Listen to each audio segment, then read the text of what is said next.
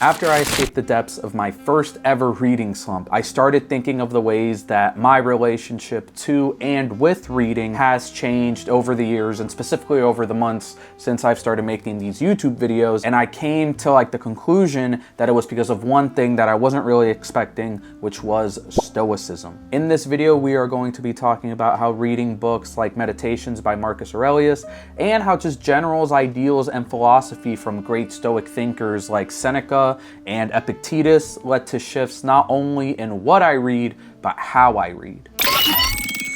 What's up, y'all? Welcome back to another video. If this isn't a welcome back, let me introduce myself. My name's Chris. I know how to read. Allegedly. Before we get into the meat and potatoes of this video, I kind of want to have a little crash course on what Stoicism is, some key texts that you can look into if you're interested in learning more about Stoicism, and how I think Stoicism helped me and how I think it can help y'all as well. The main kind of thesis behind all of Stoicism is that while we can't control what happens around us, we can control how we react to those things. Remaining calm, looking at situations kind of reasonably and objectively, and kind of just having a general sense of proper value and morals can lead us to a life of peace and tranquility no matter what's going on in the world around us. For me personally, I discovered Stoicism when I was a junior in college, if I remember correctly, and I can literally point to that time in my life as being completely life-changing. Let's get real for a second. In December 2019, I had a really bad panic attack. And the reason that I even began to learn anything about Stoicism was because I was just looking for help. I was trying to find something or someone that would help me either understand what I'm going through or how to deal with what I was going through. And I think Stoicism did that, if I'm being completely honest. And I'll be the first to say that people will use Stoicism or random philosophies or even religion to kind of mask or hide being a bad person. And that's why I think that Stoicism is so popular in the alpha male toxic king landscape. And in those landscapes, even if you're just passing through those sections of the internet, I can understand why Stoicism gets a bad rap. But I think if you look at the philosophy objectively, I think you can learn a lot and it can help a lot of people. And that's what we're going to be talking about today. So I hope you learned something. The main Stoic book, and probably one of the main books that anybody reads if they're getting into Stoicism, is a book by Marcus Aurelius named Meditations, which I actually have right here in the stack of books that we're going to be talking about with this pretty cool cover. This book is very much like a journal or a diary of his thoughts as he was succeeding his father in becoming Emperor of Rome. I think he was 40 at the time, and he became Emperor of Rome. And a lot of the negative reviews I hear about this book are about how it's very repetitive and it can be very boring because he's discussing the same ideas over and over. But I think that that's what makes this book so special. You really are like a fly on the wall in Marcus Aurelius's life as he's trying to be a good leader and a good father and a good person. And you're kind of following his train of thought as he's figuring out how do I want to lead my life? How do I want to lead my empire? And while that's very grand and not something that you and I don't know about you, I don't have to worry about running an empire every day. Maybe you do, and I'm just assuming. But a lot of his mindset and ideology and what would eventually become a philosophy is very applicable to our lives today. So if you're interested in getting started in Stoic readings, I don't think you can go wrong with starting with meditation. Another book that I haven't read but that I have heard very good things about that is also a great starting point for people wanting to learn more about Stoicism is Letters from a Stoic by Seneca. This is another very easy, like I said, very accessible book to get started with. Seneca writes these essays, and I think they're often framed as letters on how to live and how to lead and kind of just how to have just a very proper moral life, you know? And then these last two books I'll kind of lump together because they're both very short, and I need to look at my notes because I don't know if I'm pronouncing this correctly. But first we have Enchiridion by Epictetus, another Stoic thinker. This is a very short, again, these are all very short, very direct, very concise books. This one specifically is kind of a how-to guide on Stoic principles. And then we have this book right here, another book on the stack, which is the Daily Stoic 366 Meditations on Wisdom, Perseverance, and Life, written by Ryan Holiday and Stephen Hanselman. This is a book that I pick up almost every day, and that's a lot more than I can say for a lot of other books. You just flip over and it has a little bookmark here to the current date. It gives you a Stoic quote as well as who said it and where in their writings you can find that quote.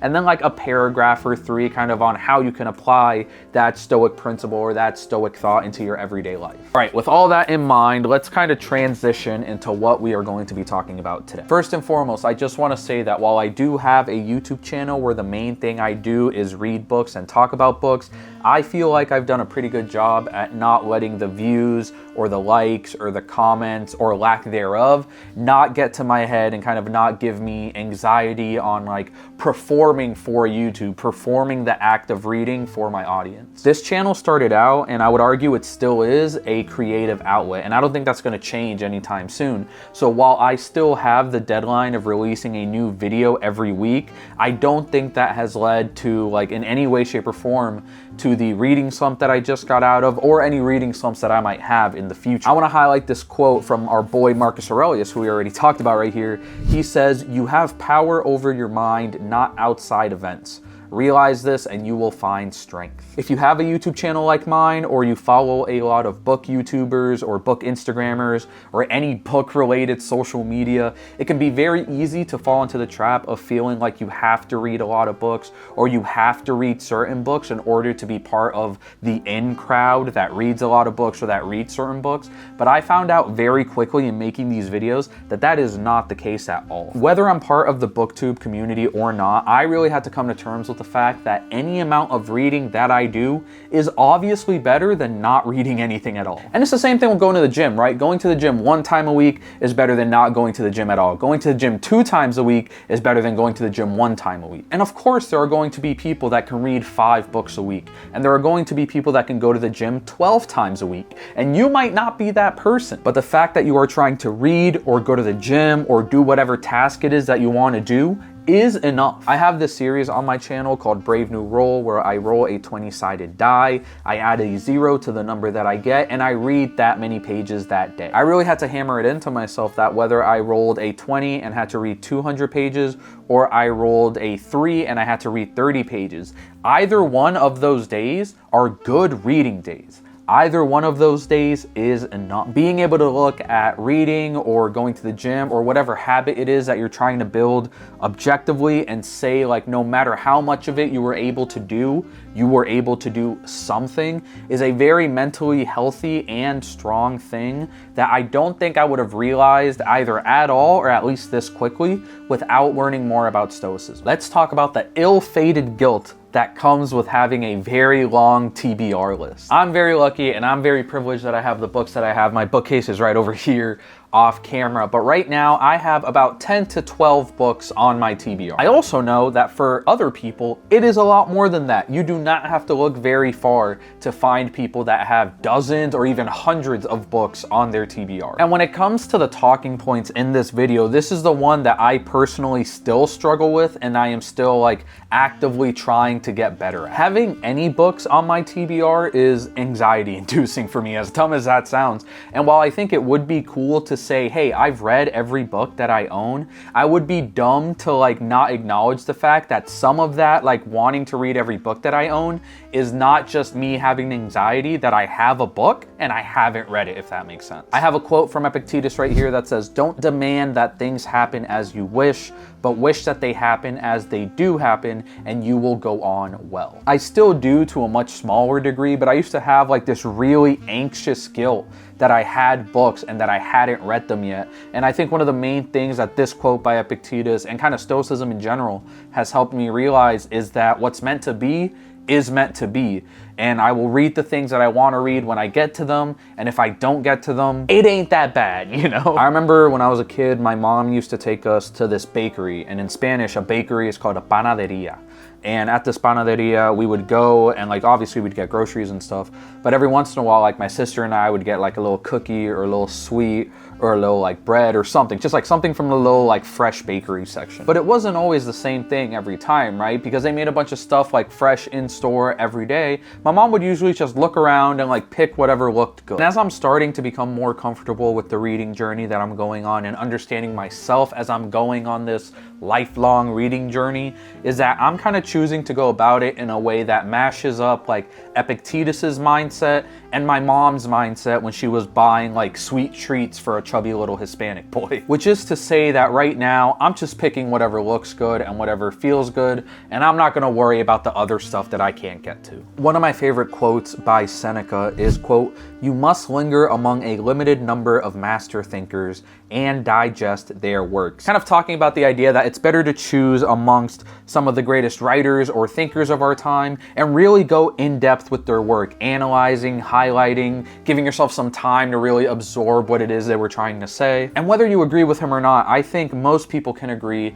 that if you have an author or a subject matter or a genre of book that you really like, it can be incredibly helpful to reread or just like, again, hone in on what you're reading. And allowing enough time to pass between each reread of whatever it is that you're rereading can be incredibly beneficial, because one of the things that I didn't realize, and one of the things I think a lot of people don't realize, is that every time you reread something, you're a completely different person. Whether you take a 5-year gap in between rereading something, or whether you read something that's so good, you go from page, 300 back to page 1. You're a different person. Overall, just like sitting with something you've learned and giving it a chance to like slow burn into your consciousness is such a cool thing humans can do. If you're looking for recommendations on books that have kind of stoic tones that aren't about stoicism specifically, one of them we have right here, Stoner by John Williams. William Stoner is born at the end of the 19th century into a dirt-poor Missouri farming family. Sent to the State University to study agronomy, he instead falls in love with English literature and embraces a scholar's life, so different from the hardscrabble existence he has known. And yet, as the years pass, Stoner encounters a succession of disappointments. Marriage into a, quote, proper family estranges him from his own parents, his career is stymied, his wife and daughter turn coldly away from him. Driven ever deeper within himself, Stoner rediscovers the stoic silence of his forebears and confronts an essential solitude. I reread this book at the beginning of the year, and it's as close to a 6-star as I've ever gotten to giving a book. I love this book so much. Man's Search for Meaning has riveted generations of readers with its descriptions of life in Nazi death camps and its lessons for spiritual survival. Between 1942 and 1945, psychiatrist Viktor Frankl labored in 4 different camps, including Auschwitz, while his parents, brother, and pregnant wife perished. Based on his own experience and the stories of his many patients, Frankl argues that we cannot avoid suffering, but we can choose how to cope with it, find meaning in it, and move forward with renewed purpose. Frankl's theory, known as logotherapy from the Greek word logos, meaning, holds that our primary drive in life is not pleasure, as Freud maintained, but the discovery and pursuit of what we personally find meaningful. In the decades since its first publication, Man's Search for Meaning has become one of the most influential books in America. It continues to inspire us all to find significance in every act of living. It's actually been a while since I've reread this book, but I remember it having such a big impact on me the very first time. This isn't the copy that he lent me, but the very first time that my friend Marcus let me borrow his book. And I want to come back. Again, I'm a whole new person with a whole bunch of life experiences and insights and all of that. And I want to see kind of how my current life, how current me responds to this book that past me did. I love kind of grabbing and reading whatever new book comes out or modern hits that have just come out, but going back and rereading something or going back and reading more classic literature, I think is so important. And even if it's not classic literature or whatever, even if the genre is different, making a concerted effort to slow down and let works and let text kind of digest into your mind and soul, I think is a very important thing that everybody should at least try to do. There's a lot of content online about living a soft life, and what that means, I don't know.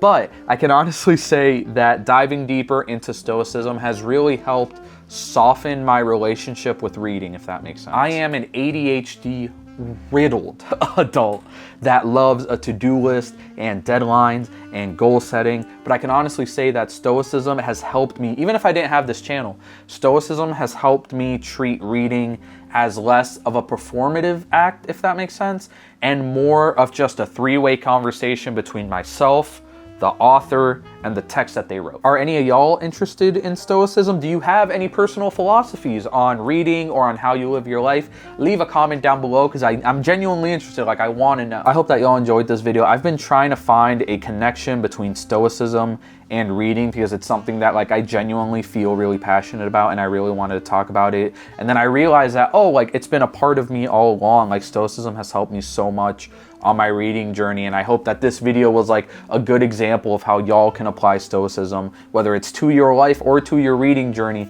I just want more people to learn more about it. Don't forget to like, comment, subscribe, all that good business. I hope that the next book you read in some way, shape, or form brings you a little bit of peace and tranquility. I hope you do something that makes you happy. I hope you do something that makes you some money, and I'll catch y'all next time. Peace.